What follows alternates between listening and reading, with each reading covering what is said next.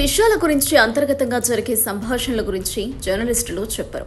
ఎందుకంటే రాజకీయ నాయకులకు వారికి మధ్య ఉన్న అవినావభావ సంబంధం అటువంటిదే. దానిని ఒక రకంగా సయామే కవలల అనుబంధం అనుకోవచ్చు. కానీ ఆంధ్రజ్యోతి ఉన్న రాధాకృష్ణ ఈ జాబితాలోకి రారు. ఒక చంద్రబాబు విషయం మినహాయిస్తే మిగతా అన్నింట్లో వేమూరి రాధాకృష్ణ ఓపెన్ హార్టే. ప్రతి ఆదివారం తన పత్రికలో కొత్త పలుకు శీర్షికను వేమూరి రాధాకృష్ణ వర్తమాన రాజకీయాలపై విశ్లేషణ చేస్తూ ఉంటారు. ఈ ఆదివారం తెలంగాణ రాజకీయాలకు సంబంధించి ఓ బోంబాట్ విషయాన్ని బయటపెట్టారు. ఇలాంటి అంతర్గత విషయాలను బయటపెట్టడం నమస్తే తెలంగాణకు చేత కాదు. సున్నితమైన అంశాలను ప్రజలకు చేరువ చేయడం ఆ పత్రిక వల్ల కాదు.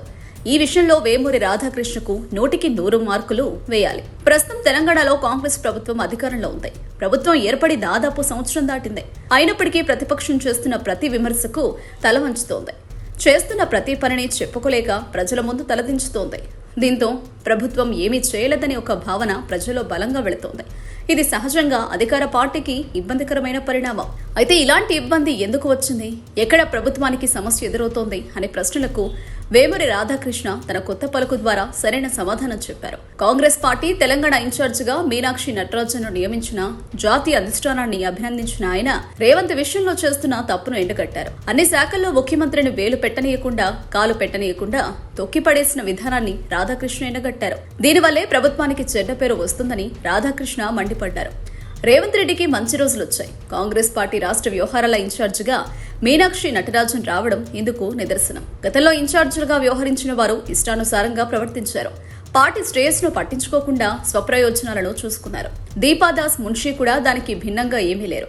ఆమెను సంతృప్తి పరిచిన వారికి అనుకూలంగా అధిష్టానానికి నివేదికలు పంపారు.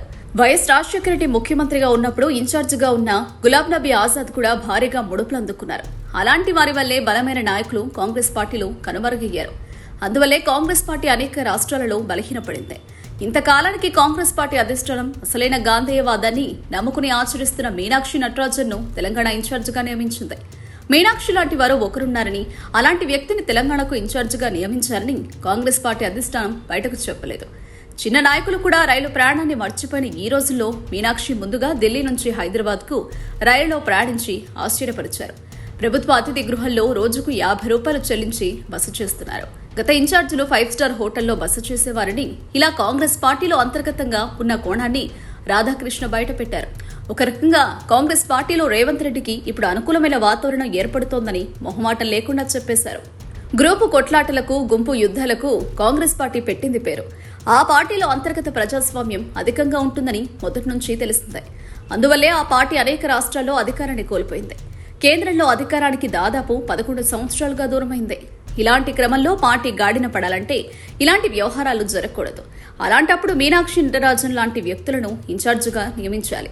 తెలంగాణలో పరిస్థితి దారుణంగా ఉంది కాబట్టి దీపాదాస్ మున్షి అడ్డగోలుగా వ్యవహరించారు కాబట్టి ఆలస్యంగానైనా మేల్కొన్న కాంగ్రెస్ పార్టీ అధిష్టానం తెలంగాణ విషయంలో కళ్లు తెరిచింది. మరి కర్ణాటకలో ఏం చేస్తుందనేది ఇప్పుడు అసలైన ప్రశ్న. అన్నట్టు తెలంగాణలో మీనాక్షి నటరాజన్ ఇప్పుడున్న పరిస్థితిని చక్కదిద్దుతారా? భట్టి విక్రమార్క, శ్రీధర్ బాబు, కోమటిరెడ్డి వెంకటరెడ్డి, కొండా సురేఖ లాంటి వారి శాఖలో ముఖ్యమంత్రిని వేలు పెట్టనిస్తారా? రేవంత్ రెడ్డి అలా వేలు పెడుతుంటే వారంతా చూస్తూ ఉంటారా? ఈ ప్రశ్నలకు రాధాకృష్ణ గనక సమాధానం చెప్పగలిగితే ఈ వారం కొత్త పలుకు ఒక రేంజ్లో ఉండేది. అన్నట్టు మీనాక్షి నటరాజన్ను నియమించిన తర్వాత గులాబీ క్యాంపు ఒక్కసారిగా సైలెంట్ అయిపోయింది. అంటే దీపాదాస్ మున్షి కేసీఆర్కు కనుసన్నలో ఏమైనా నడిచారా? ఏమో, కాంగ్రెస్ పార్టీలో ఏదైనా జరుగుతుంది, ఎలాగైనా జరుగుతుంది. ఎందుకంటే కాంగ్రెస్ గుర్తు ఇన్ఛార్జీలకు ఎరుక కాబట్టి. Subscribe to Social TV Telugu for more videos. Hit the bell icon for faster updates.